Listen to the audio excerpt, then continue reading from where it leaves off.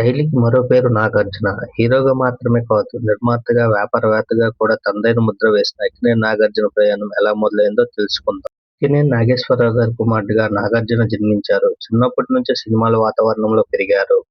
నాగార్జున అమెరికాలో విద్యాభ్యాసం చేశారు. సినిమాల్లోకి రాకముందు చదువుపై కూడా దృష్టి పెట్టారు. నటుడిగా తెలుగు సినిమాల్లోకి అడుగుపెట్టి తనకంటూ ప్రత్యేకమైన గుర్తింపు సంపాదించుకున్నారు. 'శివ', 'గీతాంజలి', 'నిన్నే పెళ్లాడుతా', 'అన్నమయ్య', 'నువ్వొస్తానని' వంటి సినిమాలతో ప్రేక్షకులను మరింత దగ్గరయ్యారు.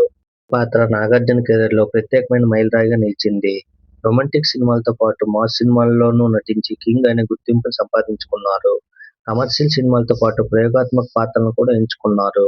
నటనకు అనేక పురస్కారాలు, గౌరవాలు అందుకున్నారు. అక్కినేని కుటుంబం సినీ వారసత్వాన్ని కొనసాగిస్తూ తన కుమారులు నాగచైతన్య, అఖిల్ కూడా సినీ రంగంలోకి రావడానికి మార్గం ఏర్పడింది. దశాబ్దాలకు పైగా సినీ ప్రయాణంలో ఎన్నో విభిన్నమైన పాత్రలు చేస్తూ తెలుగు ప్రేక్షకుల అభిమానాన్ని సంపాదించుకున్న నాగార్జున ఇప్పటికీ ప్రముఖ నటుడిగా కొనసాగుతున్నారు. మీకు నాగార్జున సినిమాల్లో ఏ సినిమా ఇష్టమో కామెంట్ చేయండి. అలాగే నా ఛానల్‌ను like and share and subscribe చేసుకోండి. థాంక్యూ.